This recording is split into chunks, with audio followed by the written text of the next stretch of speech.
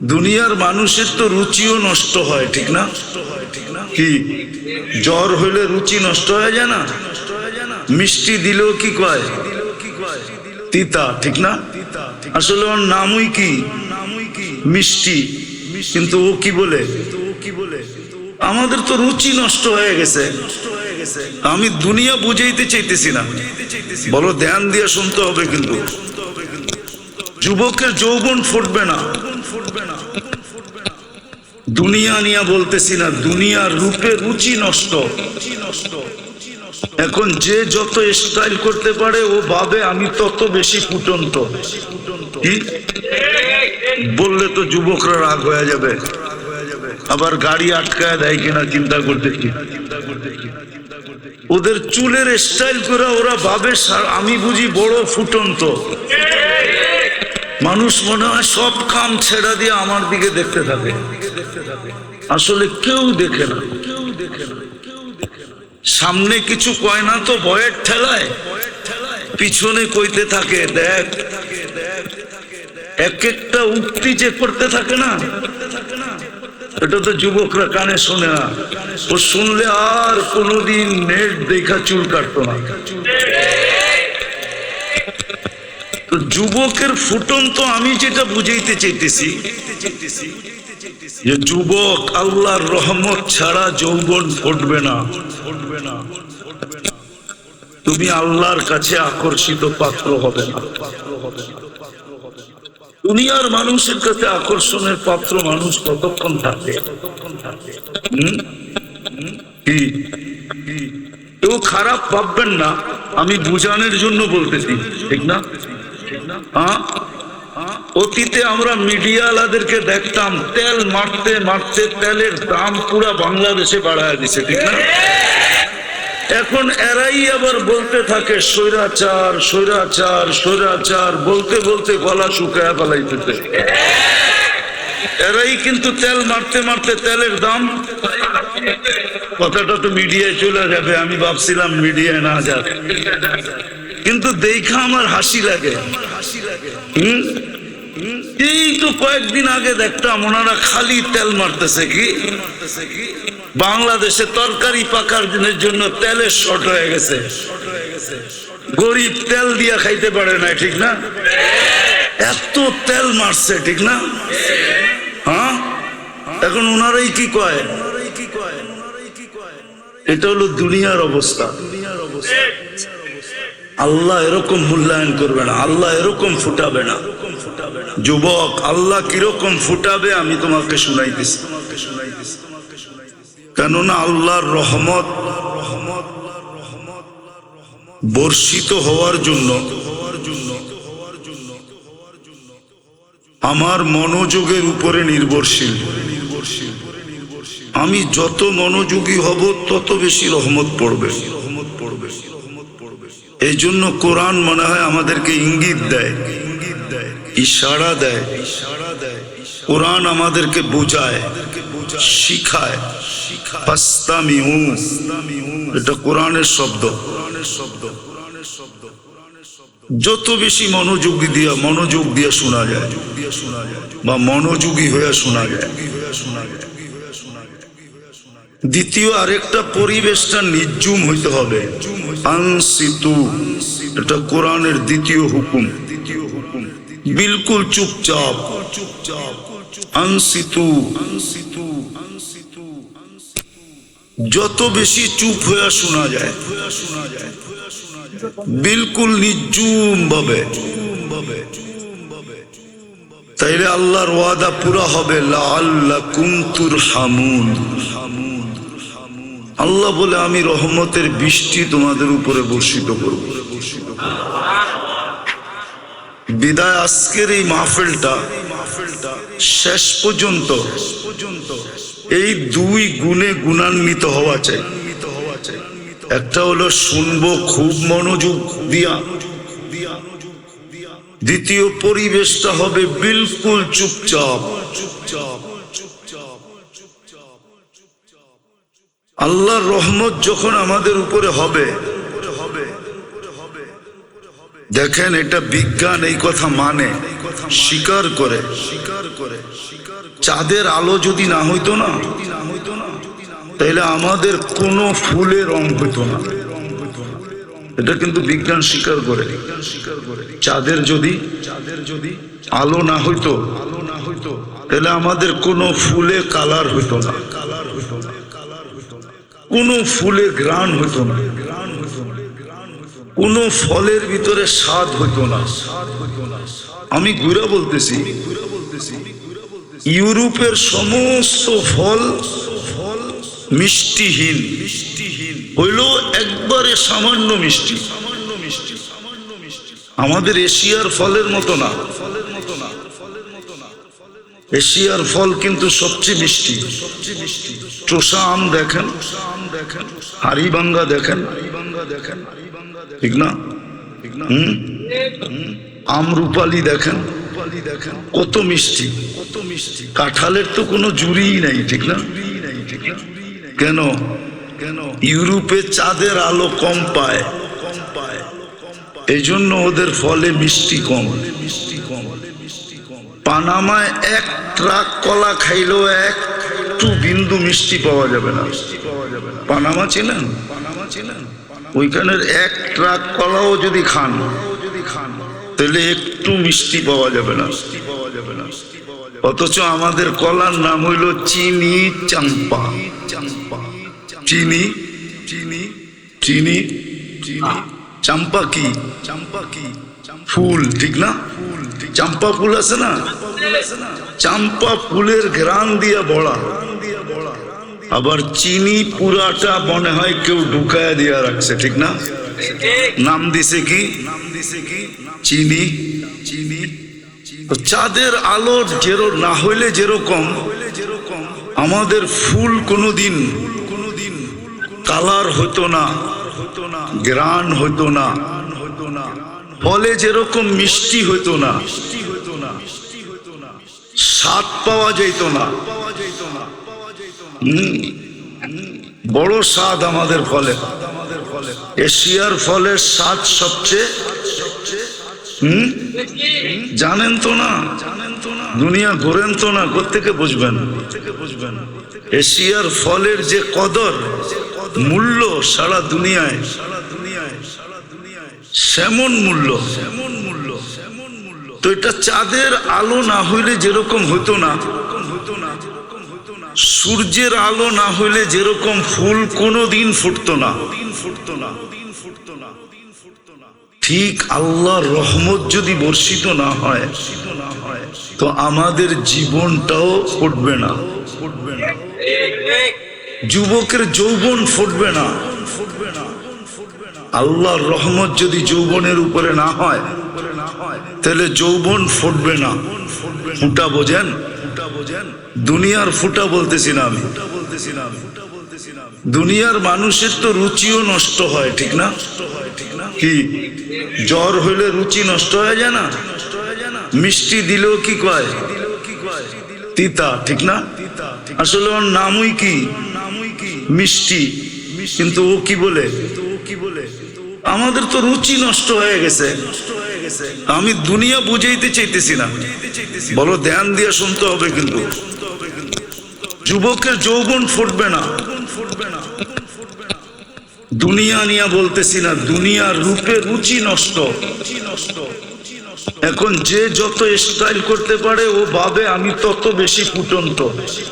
কি বললে তো যুবকরা রাগ হয়ে যাবে, আবার গাড়ি আটকায় দেয় কিনা চিন্তা করতে। কি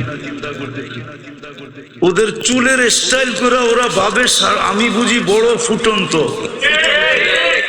মানুষ মনে হয় সব কাম ছেড়া দিয়ে আমার দিকে দেখতে থাকে, আসলে কেউ দেখে না। সামনে কিছু কয় না তো ভয়ের ঠেলায় পিছনে কইতে থাকে, দেখ। এক একটা উক্তি যে করতে থাকে না, এটা তো যুবকরা কানে শোনে না। ও শুনলে আর কোনোদিন নেট দেখা চুল কাটতো না। তো যুবকের ফুটন্ত আমি যেটা বুঝাইতে চাইতেছি, যে যুবক আল্লাহর রহমত ছাড়া যৌবন ফুটবে না। তুমি আল্লাহর কাছে আকর্ষিত পাত্র হবে না। দুনিয়ার মানুষের কাছে আকর্ষণের পাত্র মানুষ কতক্ষণ থাকে? কি কেউ খারাপ ভাববেন না, আমি বুঝানোর জন্য বলতেছি, ঠিক না? হ্যাঁ, অতীতে আমরা মিডিয়াওয়ালাদেরকে দেখতাম তেল মারতে মারতে তেলের দাম পুরা বাংলাদেশে বাড়ায় দিছে, ঠিক না? এখন এরাই আবার বলতে থাকে স্বৈরাচার স্বৈরাচার স্বৈরাচার, বলতে বলতে গলা শুকায় ফেলাইতেছে। এরাই কিন্তু তেল মারতে মারতে তেলের দাম, কথাটা তো মিডিয়ায় চলে যাবে, আমি ভাবছিলাম মিডিয়ায় না যাবে, কিন্তু দেখা আমার হাসি লাগে। এই তো কয়েকদিন আগে দেখতাম ওনারা খালি তেল মারতেছে। কি বাংলাদেশে তরকারি পাকার দিনের জন্য তেলের শর্ট হয়ে গেছে, গরিব তেল দিয়া খাইতে পারে না, ঠিক না? এত তেল মারছে, ঠিক না? হ্যাঁ, এখন ওনারাই কি কয়, এটা হলো দুনিয়ার অবস্থা। আল্লাহ এরকম মূল্যায়ন করবে না, আল্লাহ এরকম ফুটাবে না। যুবক, আল্লাহ কিরকম ফুটাবে আমি তোমাকে শুনাইতেছি। আল্লাহ তোমাকে যদি রহমত করে, আল্লাহর রহমত যদি তোমার উপরে পতিত হয়, তাহলে তুমি এরকম ফুটবে যে আল্লাহ ফেরেশতাদের উপরে তোমাকে নিয়ে গৌরব করবে। ইউবাহিল মালাইকা বিশাব্বিস সালেহ, নেক যুবককে নিয়ে আল্লাহ ফেরেশতাদের উপরে গৌরব করে। আর এমন না একদিন করবে, 2 দিন করবে, এরকম না, চিরদিন করবে। চিরদিন, চিরদিন। তুমি এখন দেখো না, কিন্তু তুমি জান্নাতে যাওয়ার পরে কিয়ামতের মাঠে দেখবে তোমার সম্মান কতটুকু। কোন গ্যালারিতে তোমাকে ডাইকা বসাইতেছে? কারণ আরশের নিচে 7টা গ্যালারি হবে, একটা গ্যালারিতে লেখা থাকবে লা ইয়াদখুলুহা, এর ভিতরে কেউ ঢুকতে পারবে না ইল্লা শাবুস সালেহ, নেক যুবক ঢুকবে শুধু।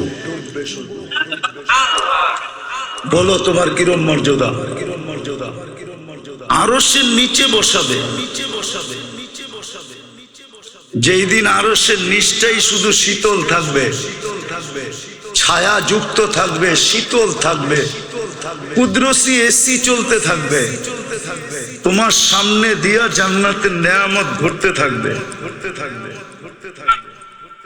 ওই গ্যালারিতে ফুটলে আল্লাহর রহমত যদি হয় তো যুবক ফুটবে, আল্লাহর রহমত যদি হয় তো নারী ফুটবে, নাইলে নারী নারী শুধু দুনিয়ার ডিকশনারি মতে লেডিস থাকবে, ফুটবে না, নারী নারী হবে না। আল্লাহর রহমত ব্যতীত পুরুষ ফুটবে না, তাহলে পুরুষ শুধু জেন্টস থাকবে, কিন্তু ফুটন্ত হবে না। রহমত যখন হবে তখন এক এক পেশার মানুষ ফুটতে থাকবে। কেমন ফুটবে? ফকিরও এরকম ফুটবে যেরকম ইমাম গাজালি রহমতুল্লাহ আলাইহি বুঝাইতে চাইছেন, যে ফকির ফুটবে, ঠোঁট নাড়াইতে দেরি, যুবক মরতে দেরি হবে না। কেননা যুবক ভুলে বৃদ্ধের গালে, ভিক্ষুকের গালে থাপ্পড় বসায়া দিছিল। ভিক্ষুক জানে আমার কাছে প্রতিবাদের শক্তি নাই, প্রতিরোধেরও শক্তি নাই, আমি বলবো তো বলবো কারে? তো উপরে তাকায় বলা দিছে ঠোঁট নাইড়া, সব দেখেন আমার সাথে কি ঘটলো এটা দেখলেন না? শুধু এতটুক বলছে, লা তারা কাল উয়ুন, দুনিয়া আপনাকে দেখে না, ও তারা কুল্লা শাই, আপনি তো সব দেখেন। ফালা তারা মা বি, আমার সাথে কি ঘটলো এটা কি দেখলেন না? অথচ উচ্চ স্বরেও বলে নাই, বড় নিম্ন স্বরে বলছে, কিন্তু জয়া আরশের সাথে সাথে হিট করছে। যুবক সাথে সাথে মারা গেছে, এলাকাবাসী ঘিরা ধরছে। কি করলে? তো বৃদ্ধ হাসতেছিল আর বলতেছিল প্রেমের খেলা হয়ে গেছে। কিসের খেলা? প্রেমের খেলা। বলছে এখানে আবার প্রেম আসলো কোত্থেকা? বলছে ওর প্রেমিকার গায়ে আমার পায়ের কাদা লাগছিল, ও সইতে পারে নাই। যৌবনী শক্তি দিয়া বৃদ্ধ গালে থাপ্পড় বসায়া দিছে। আমাকেও একজন ভালোবাসে, কিন্তু সে জমিনে না, সে আকাশে। উনিও সইতে পারে নাই, প্রতিশোধ নিতে দেরি করে নাই, সাথে সাথে জান নিয়ে নিছে। তো ভিক্ষুকও এরকম ফোটে, এটার নাম আমি ফুটা বলতেছি। ফুটা ফুল যেরকম ফোটে, তো ভিক্ষুকও এরকম ফোটে। নারীও ফুটার মতো ফোটে। হাজারো কাহিনী এখানে আনা যাবে যে নারী কেমন ফুটা ফুটছে। রাবেয়া কেমন ফুটছে, রাবেয়া বসরি কেমন ফুটছে। আজও মানুষ তার নাম নিয়ে চুমা দেয়, ঠিক না? আজও তার নামের বই নিয়ে মা বোনরা বুকে লাগায়। আজও রাবেয়ার কাহিনী শুনতে বলতে সবার ভালো লাগে। অথচ রাবেয়ার বাড়ি তো আমি দেখা আসছি, রাবেয়ার দেশও তো আমি দেখা আসছি। আমি 6 বার দেখছি রাবেয়ার দেশ, 6 বার দেখছি রাবেয়ার বাড়ি।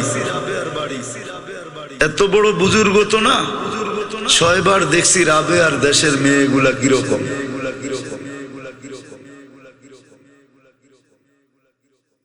আজ তো পছন্দ হয় না, কেননা কোনো রঙও নাই। আগেরটা বলেন না, রঙও নাই, ডঙও নাই। ইথিওপিয়ার মানুষের রঙও নাই, ডঙও নাই।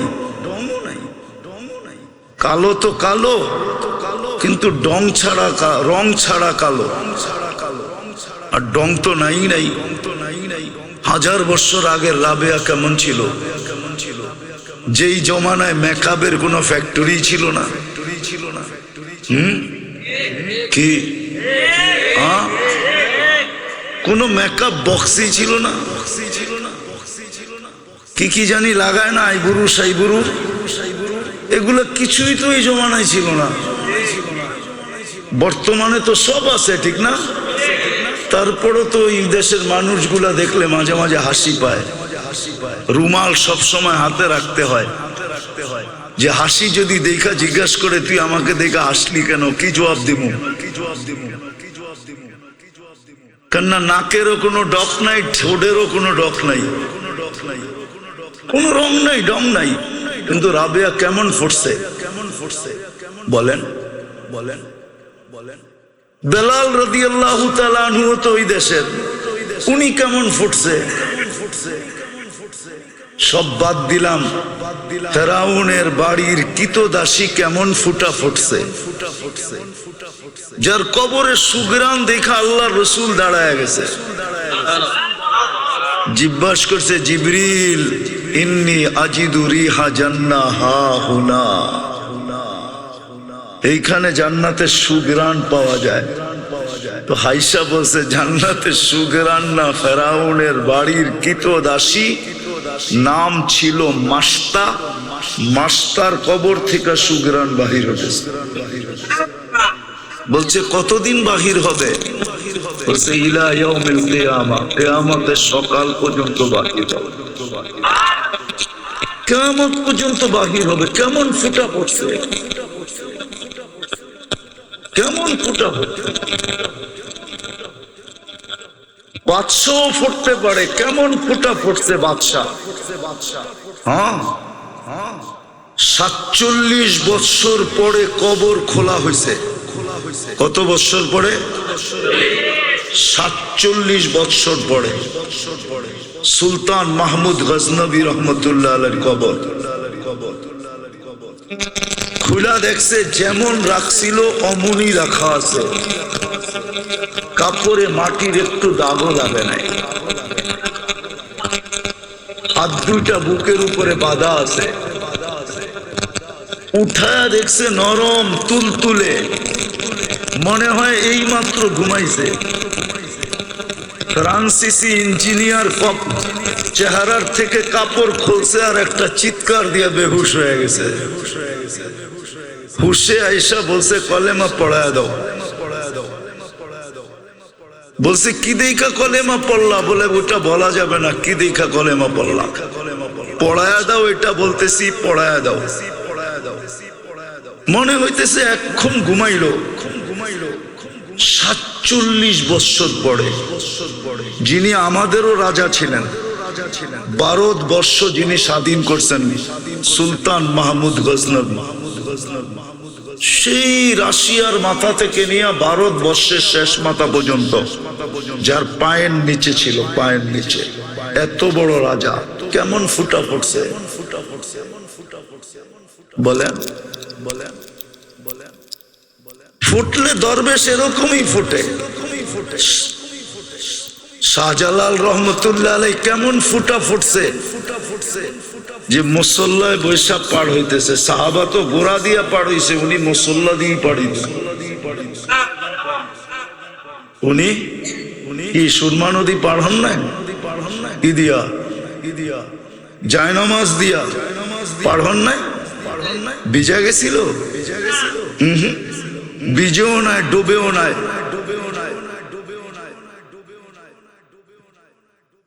এরকম ফোটা ফুটছিলেন। তো যেটা বুঝাইতেছিলাম, যেরকম চাঁদের আলো না হইলে আমাদের ফুলে কোনোদিন ঘ্রাণ আসতো না, বিজ্ঞান বলে কালার আসতো না, ফলে স্বাদ আর মজা আসতো না, রং আর ঘ্রাণ আসতো না। সূর্যের আলো না হলে ফুল কোনোদিন ফুটতো না, সূর্যের কিরণ আমাদের শরীরে না লাগলে অনেক কিছুই হইতো না। তদ্রূপ আল্লাহর রহমত যতক্ষণ পর্যন্ত আমাদের উপরে না হবে, যুবকের উপরে যদি রহমত না হয় তো যুবক ফুটবে না, পুরুষের উপরে না হলে পুরুষ ফুটবে না, নারীর উপরে না হলে নারী ফুটবে না, জীবন কেটে যাবে, ফুটবে না। আমি ওই ফুটন্তের কথা বলতেছি, মনে উঠলো বিদায় বলতেছি। লাশ যারই হোক, যুবকের হোক আর বৃদ্ধের হোক, নারী হোক আর পুরুষ হোক, ধনী হোক আর গরিব হোক, রাজা হোক আর প্রজা হোক, রব্বে কাবার কসম, জীবন যদি ফুটলো, তাহলে লাশ কবরের পাশে নিবে আর কবর সেলুট দিয়া বলবে, ইদান উহাব্বিলু লাকা বাতনি খাদরা, ইদান উহাব্বিলু লাকা বাতনি খাদরা। তোমাকে রাখতে দেরি, আমার পেট সবুজ শ্যামল হইতে দেরি হবে না। ওয়া ইউহাব্বিল জিসমাকা নূরা, তোমার শরীর আলোকিত হবে। ইয়াসআদ রূহুকা ইলাল্লাহ, তোমার রূহ আল্লাহর সান্নিধ্যে চলে যাবে। তারাল জান্নাতা গুদুওয়ান ওয়া আশিয়া, তুমি সকালে জান্নাত দেখবে, বিকালে জান্নাত দেখবে যদি ফোটে। কিন্তু এটার জন্য শর্ত হলো আল্লাহর রহমত আসতে হবে। যুবকের যৌবনের উপরে আল্লাহর রহমতের ছোঁয়া লাগতে হবে। নারীর নারীত্বের উপরে কয়দিন থাকবা ওইখানে, কয়দিন থাকবো এখানে? 60-70 বছর, এর বেশি তো এখানে থাকার সুযোগ নাই। 60-70 বছরই থাকবো, বেশি দিন তো থাকবো না। কেউ থাকে নাই, কেউ থাকবে না। কোরআন হাদিসের কথাই সত্য, কবি মনীষীদের কথাই সত্য।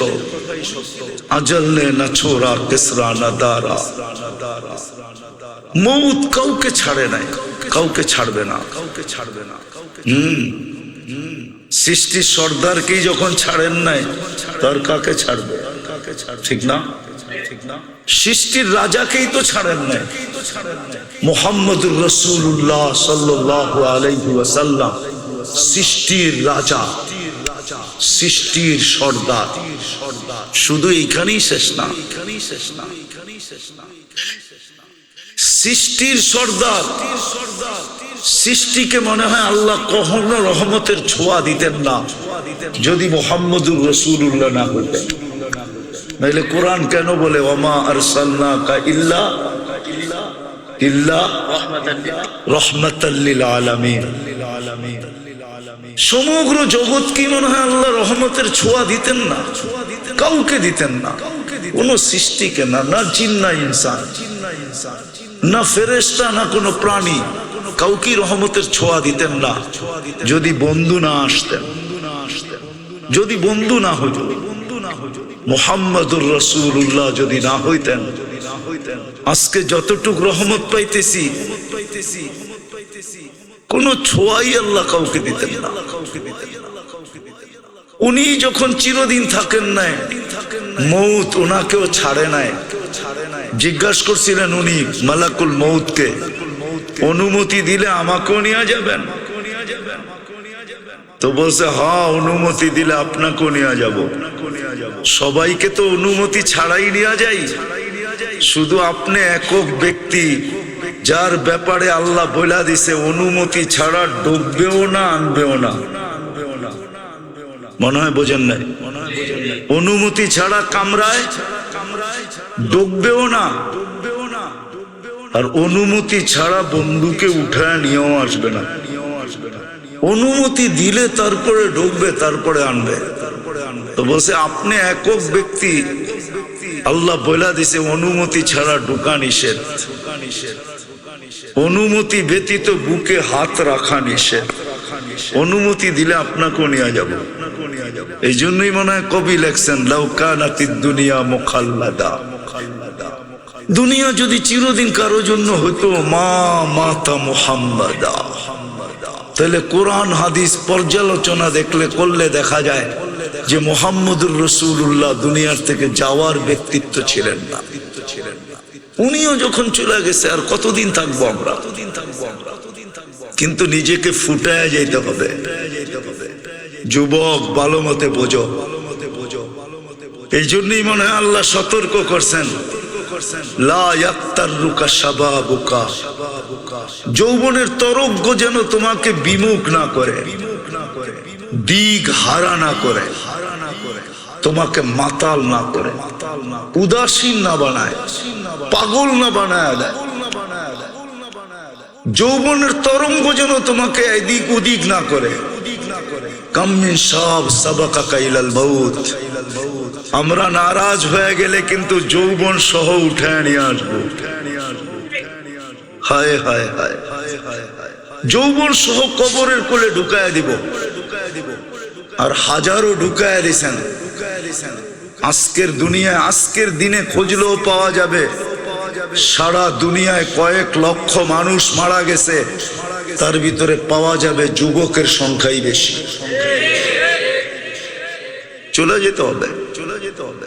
বাকি নারী পুরুষকে আল্লাহ সতর্ক করছেন লা তাফরাহ বিদুনিয়াইকা,